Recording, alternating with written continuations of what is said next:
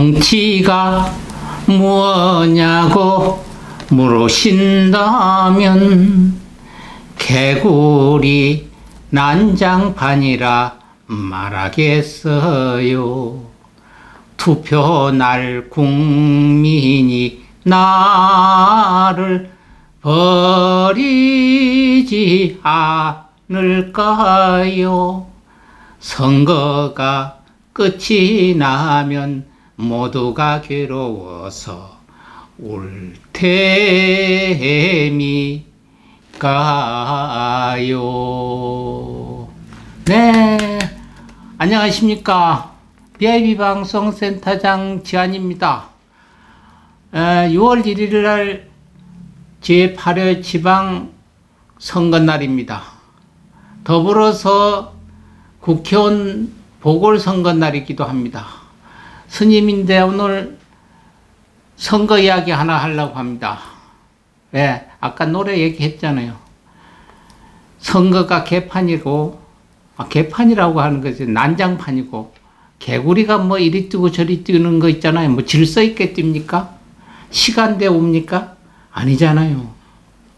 그래서 선거하면은 공정성, 뭐 이런 거 많죠. 요새 말이지 않습니까? 말은, 선거는 즉 국민이 우리의 지도자나 우리 지역의 일꾼들을 뽑는 날이지. 국민이 주권을 행사하는 날이잖아요. 그 주권을 행사하도록 모든 사람들의 역량만 보여주면은 국민들이 갈아서 하는데, 어떤 진영 논리에 의해서 일부 정치꾼들이 새몰이해서 다니면서 그냥 국민들을 충동질하는 이런 것 때문에 저희가 스님입니다 한마디 합니다. 성직자고 종교인이고 교육 지도자들은 항상 이야기합니다. 모든 사람은 공정성, 진실해야 된다. 근데 그렇지 못하니까 저희가 한마디 합니다. 선거라고 하면은 국민 앞에 내보여 두는 게 공천의 공정성입니다. 국민은 짧은 시간에 이번 사람이 이 지역에 이런 일꾼이 될 수 있느냐? 국민들 그 지역의 눈높이에 맞을 수 있느냐? 이런 이야기를 합니다. 그래서 각 정당에서는 철저한 심사를 거쳐서 후보자를 공천을 해야 되죠. 근데 지방의 그 국회의원까지는 상관이 없는데, 지방의회는 지방자치단체를, 자치를 지역 살림살이를 하는데, 이것만큼은 정당의 공천이 배제가 되면 좋지 않겠나, 이렇게 생각합니다. 왜? 정당의 공천이 있으면은 진영 논리에 쓰달립니다. 이 사람이 좋고 나쁘고가 문제가 아니라, 지금 지방의회, 시군의회, 또 군수, 도지사, 뭐 이렇게 뽑지 않습니까? 그러니까 시군의원, 도의원, 군수, 도지사, 그 지역에서 다 뽑는데, 진영 논리에 들어가면은, 우리 지역에 이쪽은 어떤, 예를 들겠습니다. 국민의당, 국민의힘, 누가 참 사람이 좋다, 우리 지역에, 군수로는. 찍고, 그 군수하고 그 밑에 있는 우리 군의원은 아마 우리 지역인 이 양반은 참 국민을 위해서 많이 노력하는데, 이 국민의당이다. 민주당이다. 그럼 민주당 하나 뽑아야 되고, 뭐 이렇게 해서 해야 되는데, 이 사람들이 뭐 싫든 좋든, 군수는 좋은데 지역에 나온 사람은 싫다. 그런데 그 사람이 어떤 보수다, 진보에 따라서. 저희가 며칠 전에 어떤 보살님이 그래요. 저희가 서울에 있는 송파구인데 구청장은 마음에 있대요. 찍고 싶는데, 거기 구의원은 싫대요, 그 사람이. 그러면 저기서 이렇게 찍습니까? 보살님 이렇게 물으니까 하는 얘기가, 아니요, 그래도 보수당이니까 기호 2번 찍겠습니다. 왜? 싫어도 이게 정당을 배제하면 그런 일이 없을 거 아닙니까? 그 진영 논리에 나가야 되는 것들 저희가 이야기를 하고요. 그 다음에 정당 지도자들이 막말을 합니다. 도의에 어긋난 이야기입니다. 예의가 실종이 됐죠. 우리가 초등학교 들어가서부터 도덕 배우잖아요. 윤리 배우잖아요. 남을 배려하고 의지하는 거 배우잖아요. 정치인들 말고는 국민들 앞에 누가 선동 이야기를 할 수가 있습니까? 없잖아요. 근데 정치인들이라고 얘기하면 도의, 이건 어디로 간지 그 벌써 실종이 됐고요. 예의 실종되는 거, 이건 찾아볼 수도 없어요. 그러면서 뭘 얘기를 하냐면 통합을 이야기합니다. 서로 우리가 의논해서 같이 한 군데 모이자. 그런데 예의를 안 갖추고요. 도의를 지키질 않아요. 그냥 막말을 해요. 헐뜯기 하는데 그 사람하고 어떻게 한 자리에서 의논을 합니까? 그러니까 앞뒤가 안 맞는 이야기를 또 벌려요. 그걸 우리가 누가 보느냐?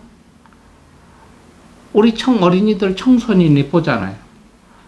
거짓말 쫙 하다가 어느 날 계속 홀레당 했는데 그 거짓말 멋있게 하던 사람이 어느 날 보면 국회의원 됐고 군수 되고 도지사 됐어요. 아, 이래도 괜찮은가 보다. 막말을 막 합니다. 예를 들어서 그 전에 세월호 문제, 광주 그 5.18 같은 것도 전체 다를 지금 헌법에 전문에 넣다고 얘기를 하는데 그 전문에 넣는다고 했던 사건을 그게 아니라고 이야기했고 얼마 전까지만 해도 전번에 선거가 부정선거라고 얘기하고 막 태극기 들고 광화문에서 이랬던 사람이 어느 날 보니까 도지사 후보로 나왔어요. 전번엔 국회의원 선거 때 그 사람들이 막말했다. 아, 이 사람 공천을 주면은 우리 당에서 문제가 있을 거다 하니까 공천은 배제를 했대요. 그런 사람이 똑같은 당명만 바꾼 거기에서 도지사 후보로 나왔어요. 그러니까 도지사는 전국이 아니고 고도만, 쉬운 얘기로 강원도 얘기하겠습니다. 김진태. 그 강원도 예를 들어서 그래서 강원도 가면 그 사람들만 아니까 아, 여기는 진영 논리에서 우리가 보수 진영이 하니까 내려놓으면 될 거다. 그러니까 정당 우에서 얘기하는 사람, 그 장관이 김진태 의원이 싫어서 되는 게 아니라 저희가 막말 이야기를 하는 얘기입니다. 그러니까 공천의 공정성도 인정이 되지 않죠.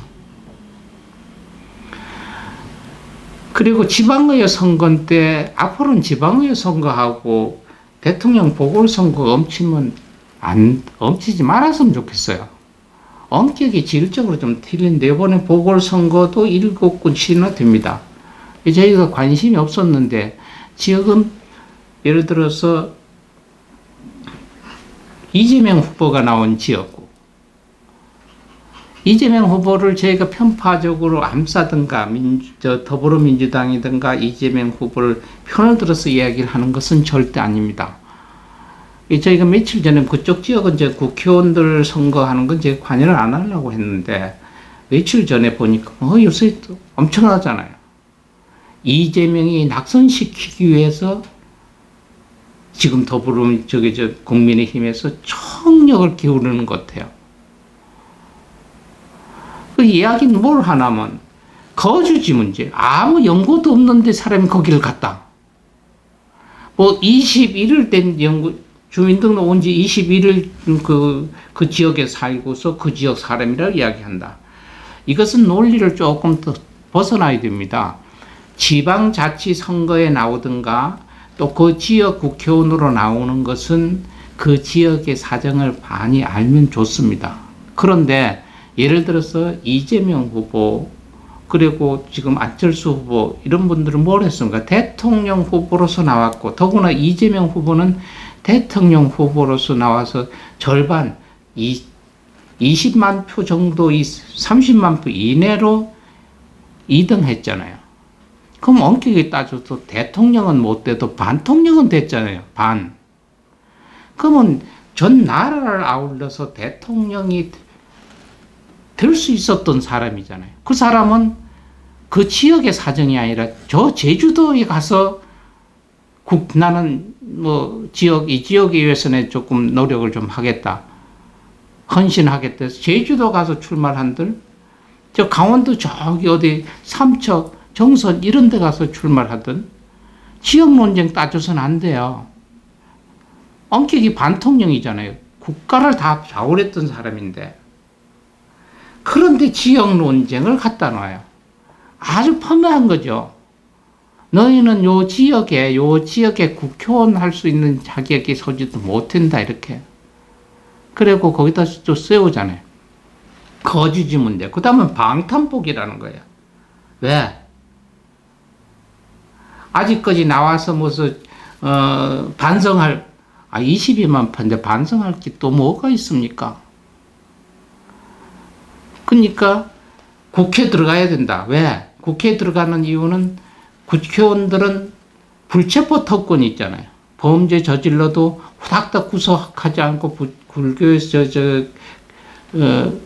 국회에서 체포 동의안이 돼야만 체포를 할 수 있다. 그러면 그 양반이 이미 벌써 범죄자라고 인정을 한 거와 똑같잖아요. 이거를. 그것 때문에 국회의원 하려고 그런다. 그러면 이미 검찰 조직에서 법조계 개통에 있어서 벌써 그 사람을 갖다 이미 틀어서 구속시키려고 틀을 짜놓고 하는 얘기냐? 그렇게 해서 국민이 들을 수도 있잖아요. 나라 대통령을 하려고 하는 사람이 불체포 특권 뭐 이런 데 방탄해서 방탄봉기에 불라고 국회의원 들어가겠어요? 저희가 이재명 씨 후보를 두둔해서 하는 얘기가 아니라, 그러면 국민의 반을 지지를 받았던 이재명 후보를 그렇게 하잖아요. 그러면서 하는 얘기가 우리가 국민 통합하잖아요. 엄격히 반 국민의 대표라고 보는 사람인데, 져서 그렇지. 20만 표로. 근데 그 사람을 폄하하면서 지지 누르고 말도 되지 않는 이야기들을 해대면은, 그리고 국민들 우리가 통합 얘기를 하면은 그 통합이 되겠습니까? 그리고 또 하나 더 이야기하겠습니다. 지금 국민 비대위원장인 박지원 아주 어린 그 여성분이 그 비대위원장 하잖아요. 요새 며칠 전부터 그걸 얘기를 하는 게 내부 총질이다. 엄격히 따지면 그럴 수도 있습니다. 어제나 그저께 이야기했던 건 민주화 운동에 있었던 분 이제는 모든 걸 반성하라. 여지껏 이렇게 했던 거 이런 건 됩니다만은 선거 기간인데 무슨 정치선에서 손을 떼라고 하는 것처럼 이야기를 하잖아요. 그 양반이 뭐 태어나기 전에부터 민주화 운동했던 사람인데 뿌리가 있어야 되는데 그분들이 물러날 때 물러납니다. 근데 이게 안에서 수습되는 게 아니라 언젠간 그렇게 돼야 돼요. 박지원 씨 얘기가 맞는데 지금 시기가 아니란 얘기죠.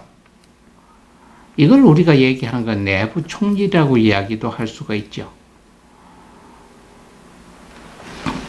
바로 이게 이런 것을 보고 듣는 어린이나 청소년들이 저렇게 대통령 나와서 저만친 대통령 떨어져 버리면 뭐 거짓말 하든 단합을 하든 뭘 해서 이기고 봐야지. 지면 저렇게 그냥 그러니까 수단과 방법을 가지지 않고 선거에 나와서는 이겨야 된다는 걸 골수적으로 애들한테 이야기해 주는 것 같기 때문에 저희가 이 이야기를 하드립니다. 예를 들어서 국민의힘 이준석 대표도 예를 들어서 배를 해주죠. 이분은 그래도 대통령으로 나와서 국민의 반을 지지를 받았기 때문에 이 지역에서는 훌륭하신 분이다. 뭐 그래서 그분 한 분 이렇게 하면 아마 국민의힘 또 누구야? 지금 대통령 윤석열 대통령도 국민들이 봤을 때 더불어민주당 이재명 씨를 옹호했던 사람들도 과연 통합의 의지가 있구나. 배려하는 의지가 있구나. 이렇게 생각하지 않겠습니까? 이번에 힘의 논리에 의해서 윤 대통령을 밀어주기 위해서 지방의회에서 많이 그렇지 않아도 국민들이 밀어주려고 합니다. 근데 그 하나하나 자체를 그르치지 모르면 영향이 이긴다고 해도 습습. 예를 들어 국민의힘이 이재명 씨가 지고 국민의힘 그 양반 나온지 누굴 몰라도 그쪽이 이겼다 하더라도 뭔가를 당적으로는 데미지가 있지 않나 이렇게 봅니다. 국민들의 영혼이 등을 돌릴 수 있지 않다. 아무리 손을 내밀어도. 그리고 반면에 안철수 의원은 뭐 나는 그 지역이 맞다. 그 양반은 대통령 표도 중간에서 거짓말 선거 며칠 전 거지도 죽어도 안 들어간다고 해놓고 거짓말 하다가 어느 날 홀덩 바뀌었잖아요. 어떤 논리를 위해서는 언젠간 그렇게 거짓말을 능수능란하게 하더라도 바꿔도 괜찮구나 하는 것을 국민들한테, 애들한테 보여줬던 교훈이잖아요. 그 대가로 국회 배지와 바꿨는지 뭐 이런 이야기 하는 사람도 있습니다. 이제 그쪽에 누가 총질하는 사람 없잖아요. 워낙 개세니까. 아니에요. 그래서 저희는 스님인데 어떤 이재명 씨를 두둔하고 안철수를 깎아서 하려고 하는 것이 아니라 이렇게 서로 배려하는지, 그쪽에 국회의원 좌석 하나 더 얻었나 하나 더 일어나 득하나 상관이 없어요. 그래서 서로 예를 들어서 적대시 됐더라도 이런 거는 왜 미국 같은데 선진국 그 선거 때 하고 얘기를 안 합니다. 그쪽에서는 아주 그건 깨끗합니다. 그래서 남은 시간이 얼마 없습니다. 얼마 없는데 그 시간에 뭐 도의원 여러분들도 있잖아요. 보수당에도 쉬쉬 그렇게 막말했고 또 그만침 안 됐던 사람도 전번에 국민들한테 인심을 잃었다는 사람들 공천돼서 뭐 지금 지방의회에서 나가서 그 사람들이 거짓 뭐 당선될 가능성이 80~90%입니다. 왜? 진영 논리에 의각했으니까 되지. 그냥 우리가 국민의 높이로 봐서는 안 되잖아요. 그죠? 그래서 스님인데 왜 그 얘기 합니까? 틀립니다. 스님이니까 이야기를 합니다. 왜? 서로의 우리가 이야기를 할 때 항상 정직해라 하는 이야기를 합니다. 스님들이나 성직자들이나 종교단체나 교육자들은. 그런데 그게 정직하라가 없어지잖아요. 정직은 제일 먼저가 뭘 합니까? 거짓입니다. 또 신뢰하는 겁니다. 또 배려를 하는 거가 다 들어가 있어요. 이게 상실되는 것을 우리가 보여줘요. 자기들은 선거에 이기고 지고 몇 분입니다만 그걸 보고 있는 5,100만 국민들은 지금 선거에 좋고 나쁜 걸 떠지 않아서 진영 논리를 나눠져 있잖아요. 여기서 5명 이기는 것 같아. 저기 있는 누구 하나 죽이면 자기들이 올라간다. 뭐 이런 논리에 써 있다면은 그건 착각이 아니나 이렇게 보겠습니다. 어쨌든 남은 6월 1일 날 우리 국민들은 알아서 진영 논리에서 떠나서 진영 논리에 들어갔더라도 지방의회는 안 그렇습니다. 이 사람이 참 좋다 그러면 진영 논리 떠나서 이 사람 저 사람 가릴 수 있죠. 그러니까 그냥 뭐 4사람 뽑으면 그냥 1번 좋아하면 1번 탁 찍고 2번 좋아하면 2번 탁 찍고 그러면 대한민국 정치는 전 세계에서 최고 꼴찌입니다. 우리 어린이나 청소년은 뭘 배워보겠습니까? 옛날 이야기 하나 하겠습니다. 공자님이 어느 날 어디를 가다 보니까 어떤 노파가 어떤 묘지 앞 엉당도 대상통곡해 오는 거예요. 그래서 공자님 가서 물었어요. 왜 그렇게 서글프게 웁니까? 이러니까 이게 우리 아들묘라는 거예요. 그 아들이 돌아가셔서 이렇게 웁니까 하니까 이 자리에 여기에서 우리 아버지도 호랑이한테 물려가서 죽었고, 자기 신랑도 호랑이한테 물려가 죽었고, 아들 하나 있는 것도 호랑이한테서 물려가서 죽었습니다. 그래서 애탈포괴적인 서글피 옵니다. 그러니까 공자님이, 그러면 진짜 그런 일이 한번 일어나면 이 지역을 떠나서 다른 데가 사시 지역에 호랑이가 많은 지역에서 왜 삽니까 하니까, 다른 데는 정치가, 다른 나라는 정치가 이 호랑이보다 더 무섭다는 거예요. 왜?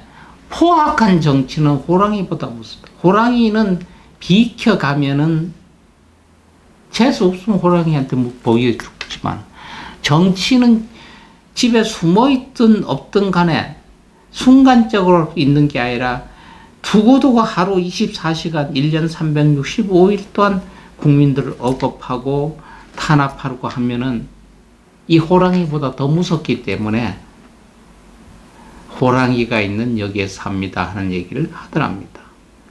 그러니까 바로 가혹한 정치는 호랑이보다 무섭다는 얘기죠.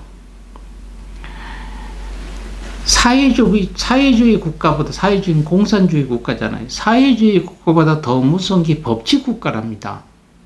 법치국가라고 얘기를 하면 법이 정해진 대로 따라서 한다 하는 얘기예요. 우리가 준법 정신 이야기 하잖아요. 법이 따르는 대로 법을 지켜는 준법이라고 그러는데, 해마다, 올해는 아직 없습니다. 해마다 그 버스 노조들이 시위를 할 때, 데모를 할 때 이런 거 합니다. 우리는 준법 없는 운행을 하겠다. 법으로 정해진 대로 운동을 하겠다. 그걸 못하게 그 시에서 그렇게 하면은 뭐냐? 이 버스가 이 코스를 돌면은 어떻게 돌아야 되고, 몇 분 만에, 한 2시간 만에 와야 되고, 뭐 이렇게 규정이 있는데, 그렇게 하다 보면 수익성이 없답니다. 그리고 소통이 안 된다는 거예요. 국민들이 빨리 못 움직인다는 거예요. 그러니까 빨리 교통 위반을 해가면서도 빨리 운행을 하는 거예요. 그러니까 법치국가이라는, 그러니까 법을 가지고 국민들을 다루겠다. 하루도 못 살죠. 법은 최소한도 우리가 겪을 수 있는 한계점이에요. 그렇다고 법을 어기란 얘기는 아니에요. 법을. 어째다 봅니까? 법 테두리 안에서 윤리적으로 좀 벗어나는 일이 있죠. 그러면 법적으로, 근거적으로 나타나지 않는 건 저질러도 된다고 하는 얘기가 있잖아요. 법치국가라고 하면 법대로 한다고 하면 법대로 안에서 벗어나면은 법으로서 적응시키지 못하고, 법대로 아니면 법대로 적응을 시킨다고 하면은 육가원칙이죠. 그게 사회주의 국가도 더 어렵다고 이야기를 합니다. 어느 나라 왕이 하루는 이렇게 산책을 하면서 지나다가, 이때 어떤 신하가, 왕이시여, 저쪽에 가면은요, 부처라고 하는 사람이 있는데, 아주 말을 아무 소리도 안 하고 한마디도 안 하는데, 전체 조용히 그 사람을 따릅니다. 어디 있나? 그거 한번 보러 가자. 그래서 왕이 신하들 이끌고 거 가보니까, 많은 둘레 사람들이 앉았고, 가운데 부처님이 하나 앉아서 그냥 가만히 눈을 감고 있는데, 자기도 보니까 그 많은 군정이 아무 말도 없이 조용히 앉아있더라. 그래서 왕이 부처님한테 물었어요. 부처님이시여, 저는 한 나라의 왕으로서 여러 가지 법률을 만들어서 백성을 다리고 있습니다. 그러나 제가 지배하고 있는 백성들은 제 명령이면 목숨까지라도 바칠 군대라 할지라도 어느 한순간 이처럼 조용하게 있을 수는 없습니다. 그 부처님, 어찌해서 이렇게 많은 사람들을 조용하게 다룰 수가 있습니까?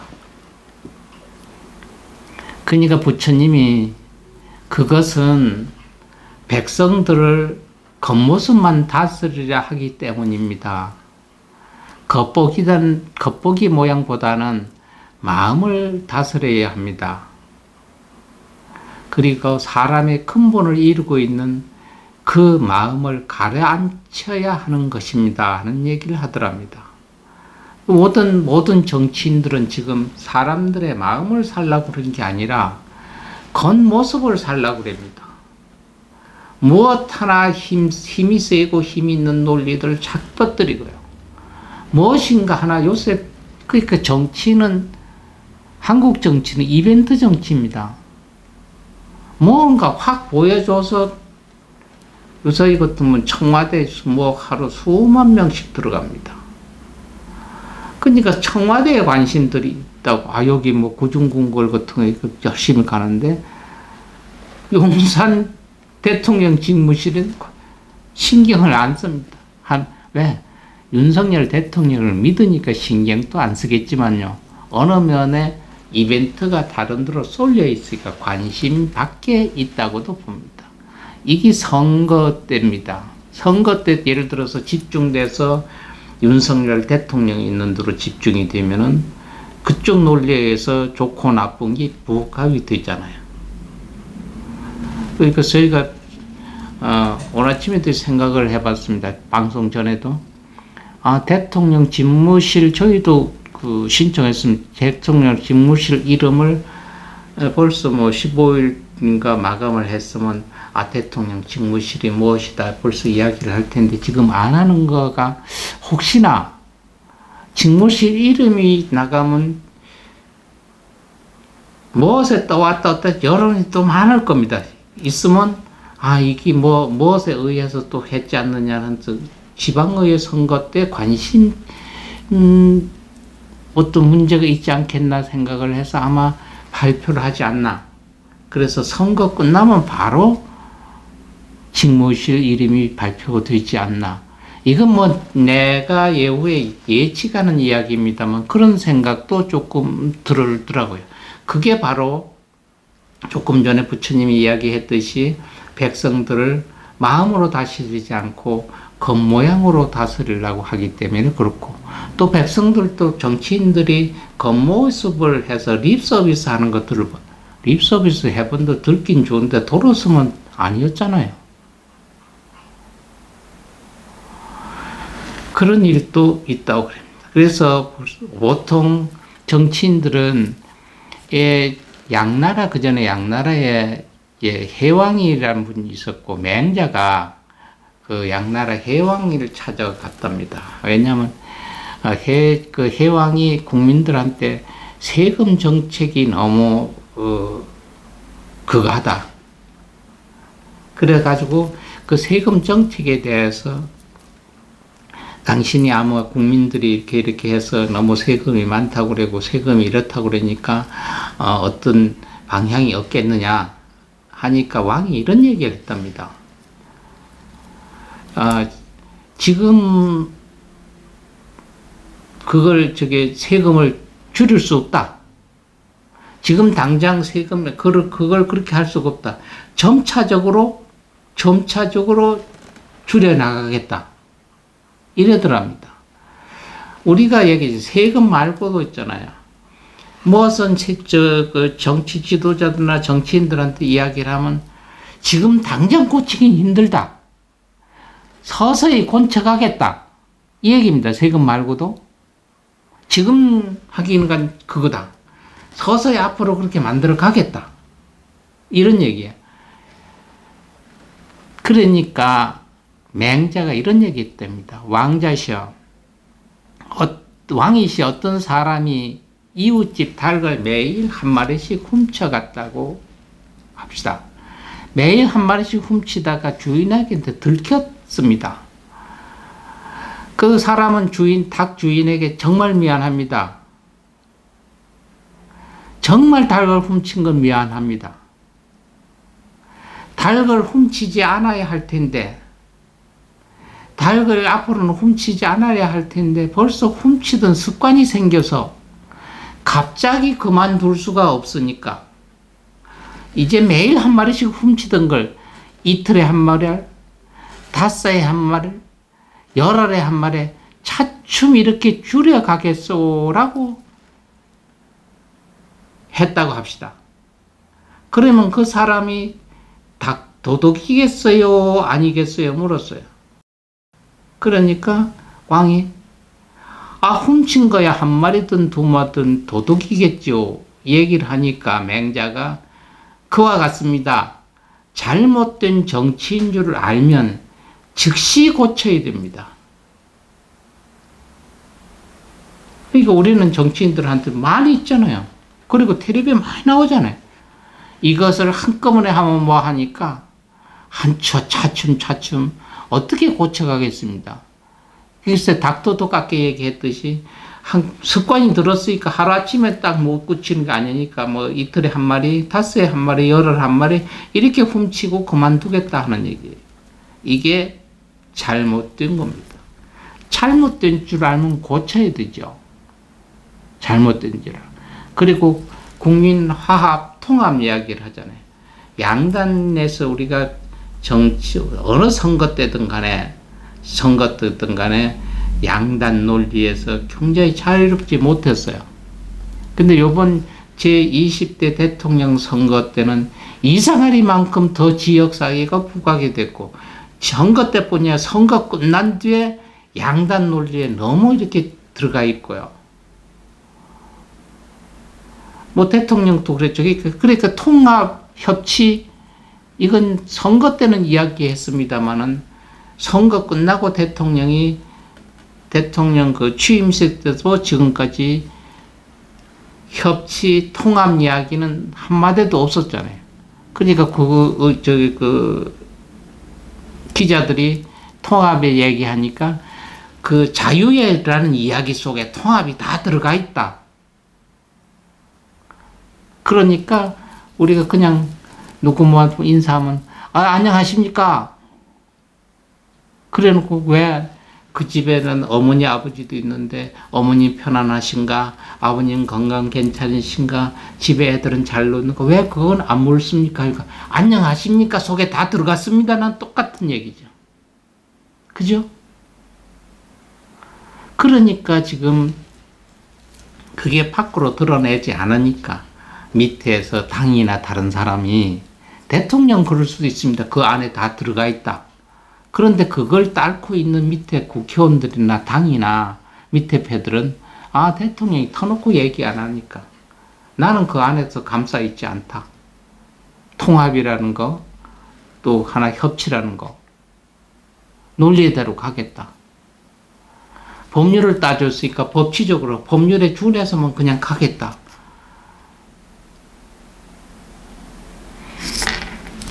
어쨌든 뭐 정치는 정치입니다.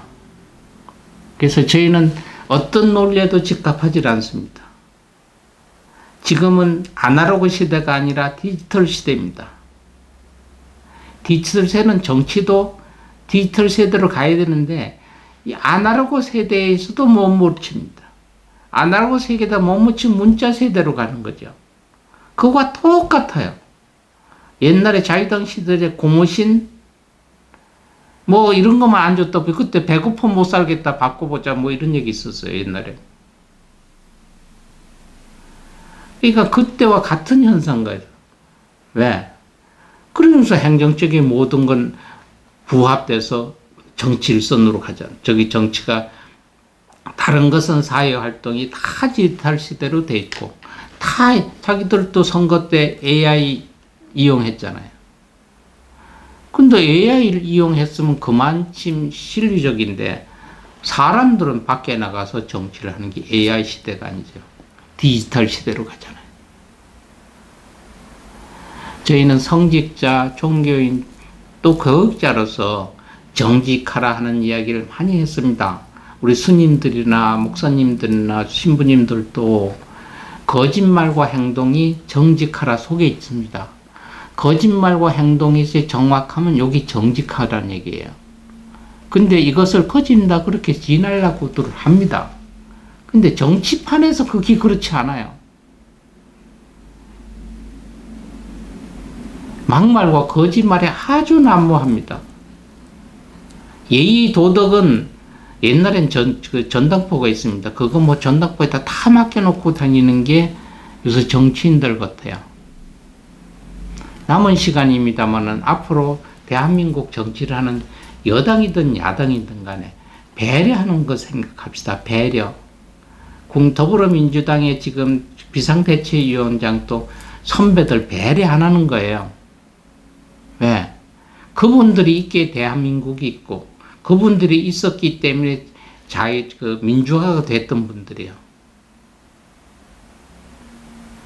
그러니까 토사구팽하는 식은 해서는 안 되고 언젠간 물러나는데 시기가 아니었다는 얘기. 내부 총질도 그만하고 또 여당 됐다고 해서 너무 우해서 야당 된 거 반을 이겼잖아요. 그분들 우리 너무 멸시하지 말고요. 그래야 서로 협치가 서로 이어집니다. 협치나 통합은 우리가 통합이라고 협치는 이렇게 잡는 거예요. 손 잡는 거. 좌측 우측 모여서 하나 될 수는 없어요. 영원히 무엇이든 간에. 그럼 만날 이렇게 또 손을 잡고 갈 수는 없잖아요. 나름대로 가요. 이쪽 됐다고 이쪽만 계속 줘. 노을 질 때 양쪽 이렇게 짓잖아요. 그래야 앞으로 가잖아요, 배가. 근데 한쪽만 줘. 뺑뺑 돌고 말아요. 이게 힘의 논리인데.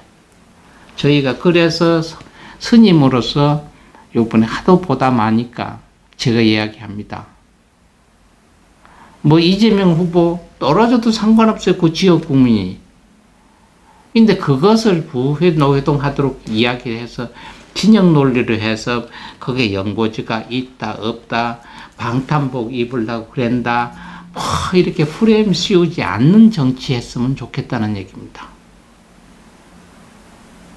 그리고 배려하는 서로 화합하는 거. 그 통합은 될 수가 없어요. 서로 협치죠. 이렇게 손을 잡습니다. 내가 하루 종일 있으면 내 몸이라 이래 짚고 다니니까 안 합니다. 이래가지고 뭔 일을 못해요. 이렇게는. 왜? 이렇게 듣고 안 되잖아요. 이쪽이 이쪽 할 일을 이쪽은 이쪽 할 일 있잖아요. 서로. 내가 얘기했어요. 내 할 일만 하면 오른손만 자꾸 하면 왼손은 뭐예요? 왼손 할 일도 있어야 돼요. 어쨌든 여러분 뭐 제가 선거 얘기한다고 해서 어떤 진영 논리에서 입각하지 않으니까 그것만 이해를 해 주시고요. 6월 1일에 무조건 여러분들 다 투표에 참가하셔서 진영 논리 떠나서 필요하신 분 내가 이 지역을 위하는 사람이라면 꼭 그분 찍으셔야 돼요. 누가 막든 하지 않고. 그런데 요새는 그 대한민국은 비밀 투표잖아요. 누구 찍었습니까? 물어볼 수도 없잖아요.